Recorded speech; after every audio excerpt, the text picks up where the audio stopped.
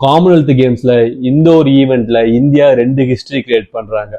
அது என்ன ஈவெண்ட், யார் அந்த அத்லீட்ஸ், அது என்ன ஹிஸ்டரி, எல்லாம் தெரிஞ்சுக்கிறதுக்கு முன்னாடி என்னை ஃபாலோ பண்ணிக்கங்க for more interesting sports stories like this. Men's 100 metre T47 para athletic ஈவெண்ட்ல திலீப் காவித் இன்கிரெடிபிளா ஒரு பெர்ஃபார்மன்ஸ் கொடுத்து 10.71 செகண்ட்ஸ்ல ரேஸை ஃபினிஷ் பண்றாரு. அது மட்டும் இல்ல, காமன்வெல்த் கேம்ஸ் ரெக்கார்டையும் பிரேக் பண்றாரு. அதாவது கோல்டு மெடல் மட்டும் இல்ல, ரெக்கார்ட் பிரேக்கிங் கோல்டு. இது ஃபர்ஸ்ட் ஹிஸ்டரி.